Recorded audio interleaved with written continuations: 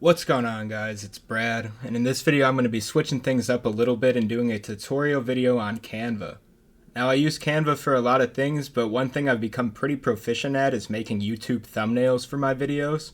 So my plan is to give you a bunch of tips and tricks to make thumbnails that look like this, or even something like this. So that's the plan going forward here, and hopefully by the end of this video you're able to replicate this process with ease. So obviously the first thing you want to do is pull up Canva.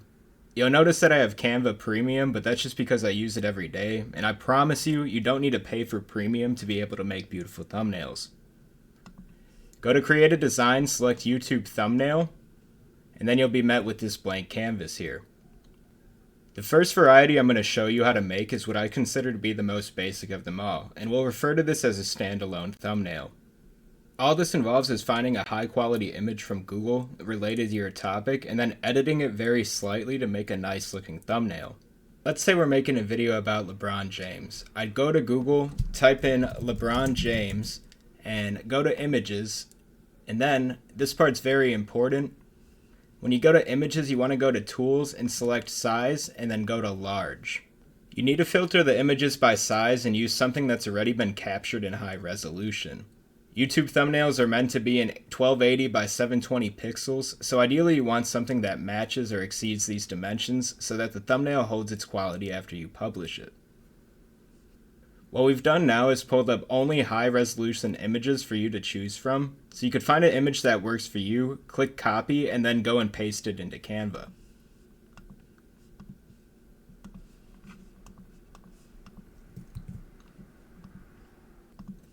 Once the image loads up in Canva, you're going to right-click and select Set the Image as Background. Canva will automatically fit the image to the 1280 by 720 pixel dimensions of a YouTube thumbnail, and from this point, you could double-click the image and then play around with the sizing to your liking, and then even position it even further.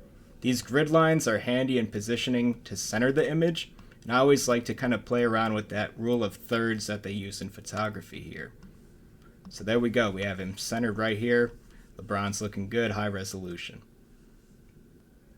Usually when you're working with high resolution images, Canva does a pretty good job of making this look nice right off the bat, but depending on the source dimensions, you might have to fix some things up, or you might just want to anyway. Anyway, now that we have our standalone image how we want it, we can edit it further if we choose to with all these free filters and elements. We could click the image, go to Edit, and then on the left hand side here, you'll see all of these filters or the opportunity to even change the color of the image by going to duotone. You could blur the image, autofocus it. I wouldn't recommend like the autofocus and like the more advanced AI filters yet because they're kind of behind in my opinion. But these more simple ones are great to use. And of course these filters could always be used as well. So you can play around with those to your liking. Again, I suggest doing so if you're making your own thumbnails because it does add that unique twist to them. Alright, so positioning's good, editing's all good. The last thing you want to do is add some text and other elements if you want to, and by elements I mean like these little graphic things that you're able to add here on the left hand panel. But in this case we're just going to add some text. And I always suggest fonts that are bold and easy to read. Some examples of these are Anton. So we could show you Anton here, and if we select that and just blow it up, blow it up a bit there, you can see that that's pretty easy to read. And this actually lets you add an outline too, allows capital letters, so I like that one. Other good ones are Impact, and then you have pretty much any sans font, so like bold, impact, sans. Those are all good to use as well, very readable, and allows you to fit a lot of text and blow that shit up in a thumbnail format.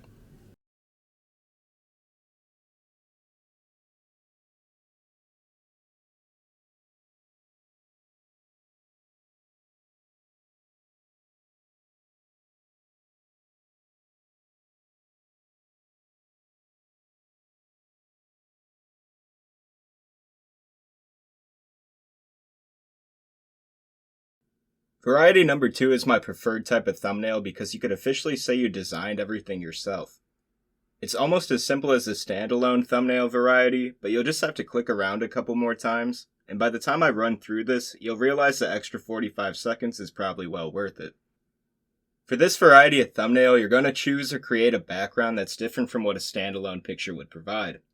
The good thing about Canva is you don't need to do much searching to find something nice.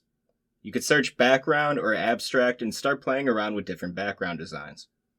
Now, it doesn't really matter what you go with. This is where your unique artistic side could shine through.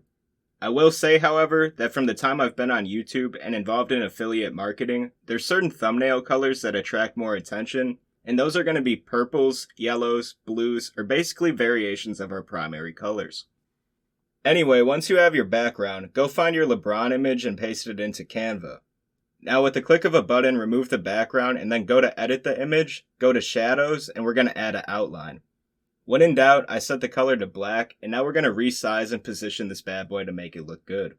The bigger the better because we're trying to capture attention here. From here you could add text or other elements if you want, but your design is basically done. You have another variety of thumbnails in just about 2 minutes. The third and final thumbnail variety I'm going to touch on is just below what I'd consider to be advanced on Canva, and that's going to be using premium elements with layers and transparency in mind to create a more unique, professional looking design. You're going to start with a blank canvas as per usual, but this time we're not going to use any pre-existing photos. We're going to look for elements that are relevant to our topic and make a simple yet elegant design from scratch. In this case, we're going to stick to the video idea of LeBron celebrating, so maybe he's celebrating his 5th Olympic gold medal or something of that nature. I'm immediately thinking Team USA, so let's throw a blue gradient background on there to start. And now I want some sort of American flag element that I could play with to make this background my own. I like this one after searching for American flag and filtering by horizontal designs. What I'm doing now is expanding this element to fill the canvas, and now I'm going to add some transparency to it so when we throw LeBron on top of it, it'll look natural. I found this picture of LeBron after searching for LeBron James celebrating Olympics, and then filtering by large images like we did earlier. Boom, we gone. Throw that in Canva, remove the background, and now we have to find out which shadows are going to work best. I originally started with a black outline, but it just didn't look right because the left side was cut off anyway, so I decided to add some glow and then blow up the image a bit and move it over to the left side of the thumbnail. This looked good over the flag and immediately had that professional feel to it. Realistically, I could have left this design like this and it'd probably get the job done for a beginner, but if you want to start getting more into the graphic design side of things, you can throw even more elements over the canvas and shrink the transparency so that the thumbnail has even more flair to it. This is completely optional, but if you go this route, you want a high quality element or photo that you'll have as the top layer, and then you'll just have to turn down the transparency until it works. I usually search abstract designs because it doesn't make it too over the top if you're going light on the transparency. One of the only keyboard shortcuts I use on Canva is Alt+1 on Windows because this pulls up the layers dialog, and when you're playing around with the size of elements in photos, you'll need to access this to actually select the elements you need. Anyway, from this point on, you can add your text, you can add other elements if you want. Honestly, you could just go crazy. The fun thing about making your own thumbnails is that you'll get better over time, and Canva is by far one of the easiest platforms allowing people to do this. Once you feel comfortable with making your own designs, you could start scanning YouTube to find the channels or videos that are performing the best and look at how their thumbnails look.